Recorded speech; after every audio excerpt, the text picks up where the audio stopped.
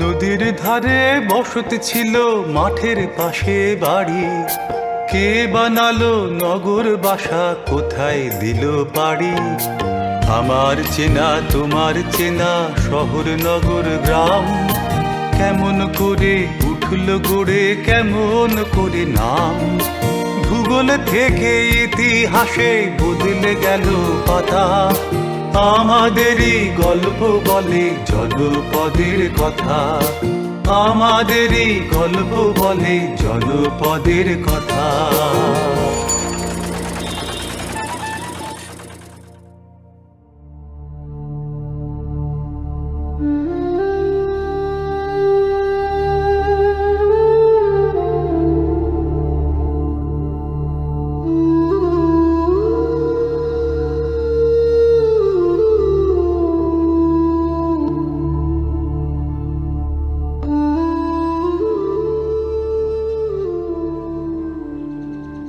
গল্প ছিল কাটোয়ায় ভাগীরথীর পারে ইন্দ্রাণী পরগনার খোঁজে।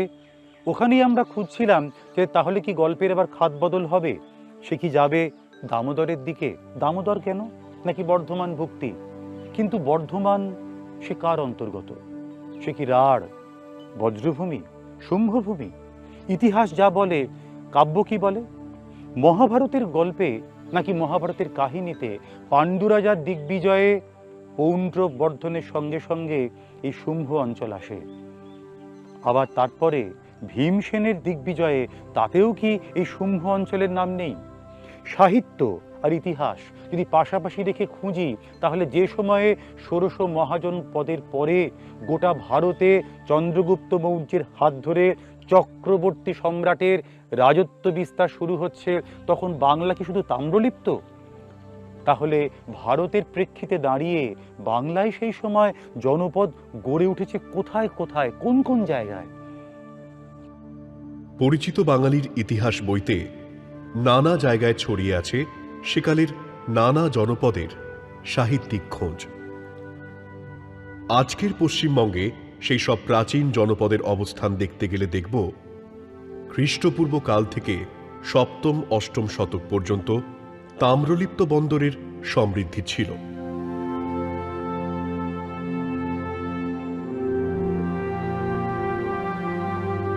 এই সময় অন্যতম নগর গৌড়রাজ শশাঙ্কের কর্ণ সুবর্ণ।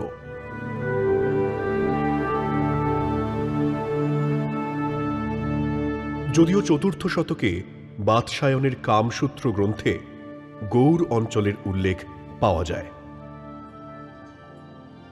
এই 16টা মহাজনপদের গল্প, কাশী, কোশল, অঙ্গ, মগধ, বৃজি, মল্ল ইত্যাদি, এগুলো মোটামুটি আমরা সকলেই জানি। খ্রিস্টপূর্ব ষষ্ঠ শতকে বৌধায়ন ধর্মসূত্রে বলা হচ্ছে, যদি কেউ পুণ্ড্রবর্ধনে যান তাহলে তাকে প্রায়শ্চিত্ত করতে হবে। অর্থাৎ এটা থেকে আমরা বুঝতে পারছি যে সেই সময় এই অঞ্চলটা, অর্থাৎ উত্তরবঙ্গের দিকের এই অঞ্চলটা আর্য যে সীমা, আর্য যে ক্ষেত্র, তার বাইরে ছিল। অর্থাৎ একটা নিজেদের জোনের বাইরে গেলে তাকে প্রায়শ্চিত্ত করার কথা বলা হচ্ছে। যখন গুপ্ত সাম্রাজ্য প্রতিষ্ঠিত হচ্ছে, তখন কিন্তু গুপ্তদের যে সংগঠিত প্রশাসন ব্যবস্থা, যে সংগঠিত রাজনৈতিক ব্যবস্থা, এই পুরো এলাকাটার ওপরে কিন্তু তার একটা প্রভাব পড়েছিল। প্রভাব এরকম পড়েছিল যে এই যে পুরো পলিটিক্যাল জোনটা, সেটাকে আমরা দেখতে পাচ্ছি যে ভুক্তি, বিথি, বিষয়, মণ্ডল, গ্রাম এইভাবে অর্গানাইজ করা হচ্ছে। এবং এই সময় থেকেই কিন্তু আমরা বর্ধমান ও ভুক্তি এই টার্মটা শুনতে পাচ্ছি। এবং পাশাপাশি বাংলার বিভিন্ন অঞ্চল, যেমন সমতট, ডবাক, যে ডবাকের সঙ্গে ঢাকাকে ইকুয়েট করা হয়, এই অঞ্চলগুলোর কথা আমরা প্রথমবার শুনতে পাচ্ছি। যদিও এর আগে গ্রেকো রোমান যে অথররা ছিলেন, তাদের লেখায় আমরা Periplus of the Erythraean Sea ইত্যাদি, বা প্লিনির লেখায়, বা টলেমির ভূগোলে আমরা গঙ্গা রিডায় বলে একটি জায়গার কথা শুনতে পাচ্ছিলাম, যেটা গাঙ্গেয় অববাহিকার কথা বলে। কিন্তু সেই গাঙ্গেয় অববাহিকার যে জিওগ্রাফিক্যাল লোকেশন, সেখানে কোন কোন জনপদ ছিল, সেগুলোর কথা যদি আমরা দেখি, তাহলে কিন্তু আমরা ওই সমতট, হরিকেল, এই যে সমস্ত নামগুলো পাচ্ছি, এই যে সমস্ত অঞ্চলগুলো পাচ্ছি, সেই অঞ্চলগুলো কিন্তু এই গুপ্ত সাম্রাজ্য একটু আগে থেকেই হয়তো শুরু হয়েছিল, কিন্তু গুপ্ত সাম্রাজ্যের অধীনে এগুলো ফাইনালি রূপ পাচ্ছে। পুণ্ড্রজনদের সর্বপ্রাচীন উল্লেখ ঐতরেয় ব্রাহ্মণে এবং তারপরে বোধায়ন ধর্মসূত্রে। এই জনপদের অবস্থান মুদগগিরি বা মুঙ্গেরের পূর্ব দিকে এবং কোশি তীর সংলগ্ন। ধৈ কবির পবনদূত অনুসারে সেন রাজাদের মধ্যে লক্ষণ সেনের প্রধান রাজধানী ছিল বিজয়পুর, যমুনা আর ভাগীরথী সঙ্গমের কাছেই। পশ্চিম দক্ষিণবঙ্গের আরেকটি সুপ্রসিদ্ধ নগর দণ্ডভুক্তি। মেদিনীপুর জেলার দাঁতন শহরে রয়ে গেছে প্রাচীন দণ্ডভুক্তির স্মৃতি। শশাঙ্কের রাজধানী ছিল কর্ণসুবর্ণ, এবং এই সময় গৌড় এর পাশাপাশি আমরা যদি দক্ষিণবঙ্গের বঙ্গ এই অঞ্চলটাকে দেখি, সেখানে যে জনপদগুলো ছিল সেগুলো তো ছিলই, এবং আমাদের মনে রাখতে হবে যে শশাঙ্কই প্রথম দিগ্বিজয়ী বাঙালি বীর, যিনি বাংলার বাইরে গিয়ে যুদ্ধ করলেন এবং অপ্রতিহত রইলেন। তার ফলেই কিন্তু চালুক্যরাজ কীর্তিবর্মাকে আমরা আসবার দেখতে পাচ্ছি। পরে কিন্তু চোলরাও বাংলা আক্রমণ করছেন। মল্লসারুল তাম্রশাসনে আমরা আবার বর্ধমানও ভুক্তির কথা পাচ্ছি, অর্থাৎ এই রাজার গোপচন্দ্রের যে টেরিটরি ছিল তার অন্তর্ভুক্ত ছিল বর্ধমানও ভুক্তি। চতুর্দশ সহস্রাণি বর্ধমানং প্রকৃতিতাম, অর্থাৎ 14,000 গ্রাম নিয়ে গঠিত ছিল বর্ধমান জনপদ। পৌরাণিক উল্লেখে হাজার অনেক সময় সম্মানবাচক শব্দ। ষষ্ঠ শতকে বরাহমিহিরের বৃহৎ সংহিতায় বর্ধমান ও বর্ধমানপুরের পৃথক উল্লেখ রয়েছে।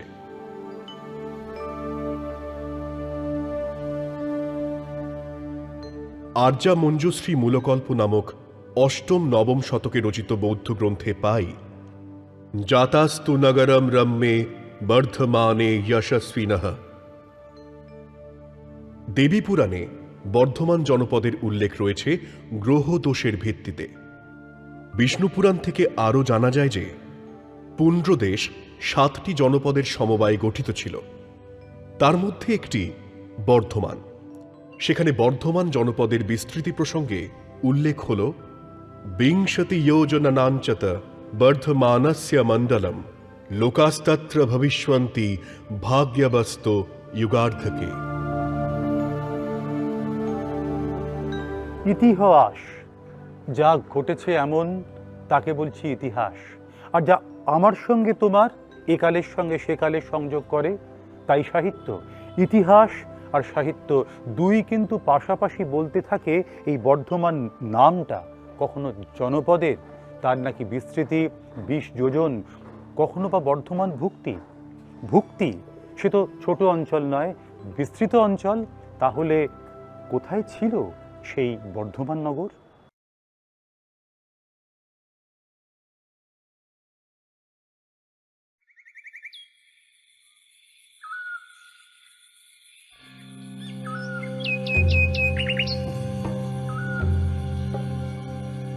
প্রত্যেকটা জনপদ, এই কথাটা আসছে জনপদ, জনপদের একটা কেন্দ্রবিন্দু তো আছে। কথাটা কেন বললাম, বলা হচ্ছে মল্লসারুল কপার প্লেটে তাম্রশাসন, সেখানে বলা হচ্ছে রাজা মহাসামন্ত বিজয় সেন, যিনি গোপচন্দ্রের অধীন, এবং তিনি বর্ধমান অধিকরণ থেকে এই তাম্রশাসন ব্রাহ্মণদের দান করছেন, গ্রাম দান করছেন বলা হচ্ছে। এই অধিকরণটা খোঁজার আমরা অনেক চেষ্টা করি। আমরা পাণ্ডুরাজার ঢিবিকে সেই অধিকরণের অংশ বলে ধরছি। তাহলে বর্ধমানের গল্পটা কি পাণ্ডুরাজার ঢিবি থেকে শুরু হচ্ছে? একদম ওখান থেকে শুরু হচ্ছে। এবার প্রশ্ন উঠতে পারে, মঙ্গলকোটকে তাহলে বাদ দিলাম কেন? আমি মঙ্গলকোটকে বাদ দিইনি। মঙ্গলকোটে আমরা দ্বিতীয় নগরায়নের যে স্তর, সেই যেটা মধ্য গাঙ্গেয় সমভূমিতে পাচ্ছি, তার চিহ্ন এখানে প্রসার হচ্ছে কোথায়? কুষাণ যুগের স্তরে এবং গুপ্ত যুগের স্তরে। যদি গুপ্ত যুগের স্তরে হয় হুম। তাহলে কাঠগোলা ঘাটে যে সূর্য মূর্তির উল্লেখ আমরা পাই, তাহলে তার তো উল্লেখ আছে সেও গুপ্ত আমলেরই। তাহলে বর্ধমান নগর, বর্ধমান জনপদের গল্পটা কোনখানে? বর্ধমান জনপদে তোমাকে তাহলে একটা ত্রিভুজ অঙ্কন করতে হবে। কিরকম? পান্ডুরাজার ঢিপি, মঙ্গলকোট থেকে আজকের বর্ধমান। এখানে কিন্তু পাথরের প্রমাণ বলতে কিছু আর্টিফ্যাক্টস বা মূর্তি পাওয়া যাচ্ছে কয়েকটি। তাহলে শহরটা কোথায় ছিল, মানে মূল শহরটা কোথায় ছিল? তখন প্রফেসর ব্রজদুলাল চট্টোপাধ্যায় আমাদেরকে বলেছিলেন যে তুমি যখন নগর বা শহর, শহর না নগর কথাটা ব্যবহার করছো, তখন তার এক্সটেনশন কিন্তু বিস্তৃতি হচ্ছে নদী পেরিয়ে, তার মাঝখানে বন থাকতে পারে, তার মাঝখানে ক্ষেত্রভূমি থাকতে পারে, তারপর মাঝখানে বিভিন্ন জলাশয় জলভূমি থাকতে পারে।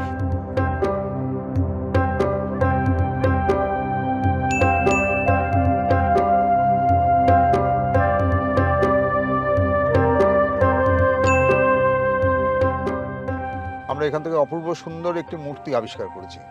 এটা দামোদরের গর্ভে পাওয়া গিয়েছিল, পরে যখন এনে তুলে রাখা হয় আমি এটাকে দেখে অবাক হয়ে গিয়েছিলাম। তো মূর্তির লক্ষণ অনুযায়ী এটাকে অন্তত গুপ্ত যুগে আমরা স্থাপন করতেই পারি। এখন যেটা ভগ্ন অবস্থায় ছিল তাতে আমার সূর্য মূর্তি বলেই মনে হয়েছিল, এবং তারপরে যারা অনুসন্ধান করেছেন তারা তাদের মতো করে কৃষ্ণ মূর্তি হোক, সূর্য মূর্তি হোক, হুম। তার মানে এখানে একটা উপাসনার ধারা ছিল। তাহলে বর্ধমান শহরে বা বর্ধমানের যে জনপদ অঞ্চল, সেখানে সূর্য মূর্তি আর কোন কোন জায়গাতে আমরা দেখতে পাচ্ছি? আমার নিজের চোখে ধরা পড়েছে, যেমন এখানে কাঞ্চননগর পার হয়ে আমরা যে বেলকাশ গ্রাম পঞ্চায়েতে যাই, সেখানে একটি প্রাচীন দামোদর মন্দির বলে নামে কথিত এক বাংলা মন্দির, তার গর্ভে একটি অদ্ভুত সুন্দর মূর্তি রাখা ছিল, এবং সেটা অষ্টগ্রহ যুক্ত। আচ্ছা। এবং সেটাও দামোদরের গর্ভ থেকে আবিষ্কৃত হয়েছে। আর কোন জায়গায়? আরো একটি এগিয়ে গোহগ্রামে একটি নদীর বাঁকে একটি মন্দির দেখেছি। সে তো অনেকটা ছড়িয়ে গেল জায়গাটা। তার মানে নদীপথ ধরে গোটাটাই এখানে, যেখানে জনপদ গড়ে উঠেছে, সমৃদ্ধ জনপদ, এবং সেখানে সৌর উপাসকের দল যারা ছিলেন তারা তাদের মূর্তি স্থাপন করেছেন।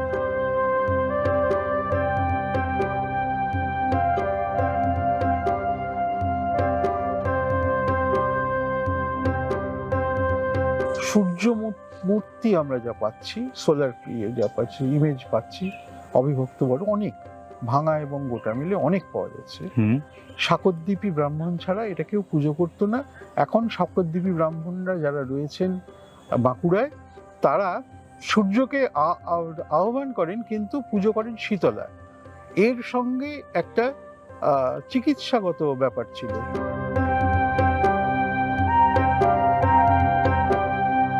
কিংবদন্তি অনুসারে প্রথম এখানে সৌরধারার উপাসনা, অর্থাৎ শাকদ্বীপী ব্রাহ্মণ সেবিত যে উপাসনার ধারা, সেটা মহারাজ শশাঙ্কের পর থেকে হয়।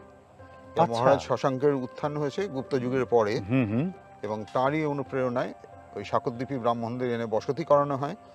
এবং গয়া অঞ্চলে প্রচুর শাকদ্বীপী ব্রাহ্মণ আছেন, বাঁকুড়া অঞ্চলেও প্রচুর শাকদ্বীপী ব্রাহ্মণদের অস্তিত্ব পাওয়া যাচ্ছে। এবং এখান থেকে বাঁকুড়া সংলগ্ন অঞ্চলই, কেন এখানে নদী পেরোলেই আমরা বাঁকুড়াতে পৌঁছে যাচ্ছি, সুতরাং তার ধারা এখানে এসেও যে পৌঁছেছিল এটা আমাদের অনুমান করতে অসুবিধা হয় না। ওই কাঞ্চননগরে যে মূর্তিটা পাচ্ছি সেটা কখনোই এখানে তৈরি নয়, সেটাকে নিয়ে আসা হয়েছিল। তার মানে যে শাকদ্বীপী ব্রাহ্মণরা এই অঞ্চলে ছিল তারা রীতিমতো পৃষ্ঠপোষকতা পেয়েছেন, এবং সেখানে তাদের যে, যদি আমি ধরি মন্দির ছিল, সেখানে কিন্তু অর্থনৈতিক যে কি বলবো সাপোর্ট, সেটা কিন্তু ভালোভাবেই পেয়েছে।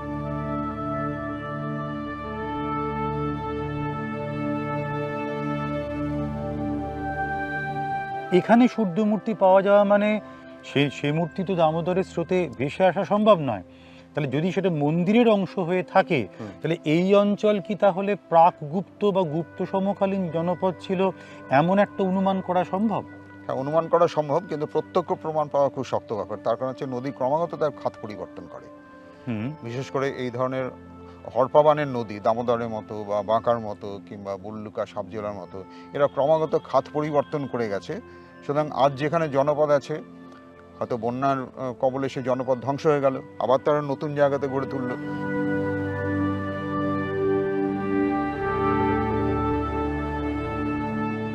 দামোদর বহুবার খাত পরিবর্তন করেছে। আমাদের সাময়িক যে ইতিহাস, সেখানে বিগত 400 বছরেও যেমন বহুবার খাত পরিবর্তন করেছে, আবার ভৌগোলিক ইতিহাসের দিক থেকে যদি শেষ 10,000 বছর হলসীন যুগকে ধরি, সেক্ষেত্রেও বহুবার দামোদর খাত পরিবর্তন করেছে। আচ্ছা, একটা কারণ যেমন ভূতাত্ত্বিক, প্রাথমিক কারণ ভূতাত্ত্বিক, কারণ এর নিচে বেশ কিছু ফাটল রয়েছে, যেগুলো সবকটাই হচ্ছে গিয়ে স্বাভাবিক চ্যুতি। এই স্বাভাবিক চ্যুতি যেমন খণ্ডঘোষের কাছে রয়েছে, এই স্বাভাবিক চ্যুতি রয়েছে মেদিনীপুর ফারাক্কা ফল্ট। এই ফল্টগুলো ধরে দামোদর ধাপে ধাপে নেমে এসেছে। উপরে পলিস্তর চাপা থাকায় বা বিছানো থাকায় আমরা সেটা বুঝতে পারছি না যে ভেতরের ফাটলগুলো রয়েছে। উত্তর দিকে সাতদেউল এবং দক্ষিণ দিকে আজাপুর, এই দুটোর মাঝখান দিয়ে একটা এরকম ভিজে ভিজে একটা ভাব আমরা লক্ষ্য করতে পারবো। এখনও কিন্তু উপগ্রহ মানচিত্রে বা গুগল মানচিত্রে আমরা এখনও সেটা দেখতে পাবো। মানে নৌকার মাস্তুল পেয়েছিলে, তা সেটা কি ওই জায়গাতেই? একদম ওই জায়গাতেই। আজকের যে বর্ধমান, তার সংলগ্ন, তার আশপাশে তুমি কোন কোন নদীর নাম বলবে? গাঙুর, সেটা হলো বেহুলা বা অনেকে বলে বালুকা। কোনখানটা এটা? এই বালুকার অবস্থানটা বর্তমানে আমাদের বর্ধমান শহরের কেষ্টপুরের পিছন দিকে একটা খাল আছে। আচ্ছা, যে খালটা আবার আমাদের বর্তমান ইউনিভার্সিটি ইউআইটির পিছন দিকে লহর হয়ে বাবুরবাগ হয়ে এটা কিন্তু গিয়ে ওই স্টেশন ক্রস করে গিয়ে ওটা আবার আলুডাঙ্গার কাছ দিয়ে হয়ে গিয়ে ওটা বর্তমান কিন্তু বাঁকায় গিয়ে এই পড়ছে। লহর তো অনেক রয়েছে, বর্ধমান মানেই তো অজস্র জলা জায়গা। ঠিক।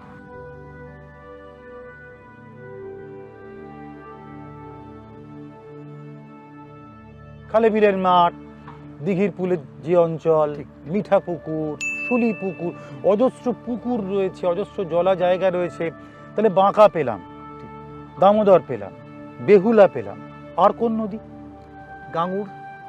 এই যে বাঁকা, গাঙুর বললে তো বেহুলা, বেহুলার নাম আসে। এই বালুকা, এই তিনটে নিয়ে একটা জটিল একটা নেটওয়ার্ক তৈরি করেছে এবং তার উপরে জনপদ তৈরি হয়েছে। নদীর সঙ্গে সঙ্গে জনপদ সরেছে।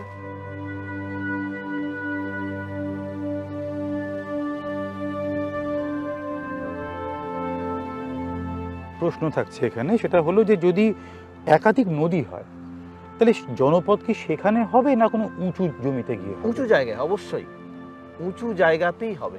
এই কারণেই আগে প্রাচীন বর্ধমান লাকুড্ডি কাঞ্চননগরের এই উঁচু জায়গায় হয়েছিল।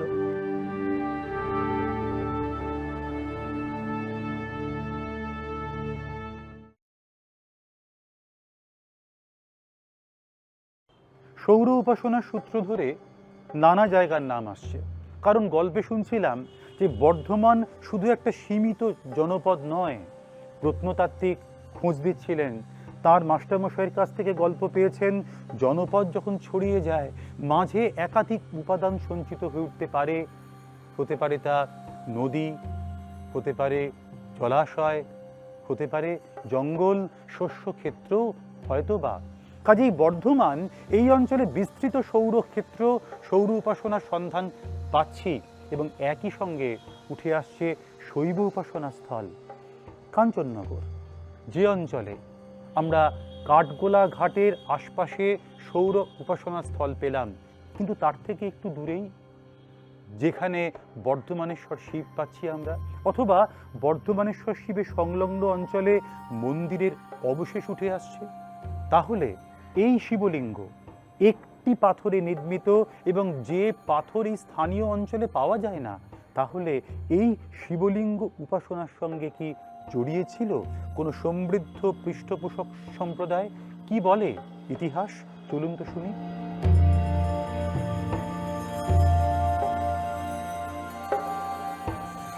প্রয়াত ভাস্কর চট্টোপাধ্যায়ের কাছ থেকে উনি এটাকে বলেছেন যে কুষাণ যুগে। কারণ বলেছেন কি, বলছে একটা ইনস্ক্রিপশন নিচের দিকে আছে, এখন সেটাকে তো ঢাকা দিয়ে দিয়েছে। আমি অনেক চেষ্টা করেছিলাম ইনস্ক্রিপশনটা পড়ার, সেটা হয়নি। শৈবদের এখানে পীঠস্থান এবং তন্ত্রাচারী শৈবরা বর্ধমান অঞ্চলে কিন্তু রীতিমতো জঙ্গলের মধ্যে তাদের তন্ত্র সাধনা করতেন। তার কি প্রমাণ? তার প্রমাণ, পাচ্ছি আমরা? তার সব থেকে বড় প্রমাণ যে আমরা যেটা অষ্টমুখ শিবলিঙ্গ পেয়েছি, হ্যাঁ হ্যাঁ, সেই শিবলিঙ্গ তো সর্বদা সর্বত পাওয়া যায় না, এবং সেটা সময়কাল করা হচ্ছে খ্রিস্টীয় সপ্তম অষ্টম শতক, মানে গুপ্ত পরবর্তী সময়।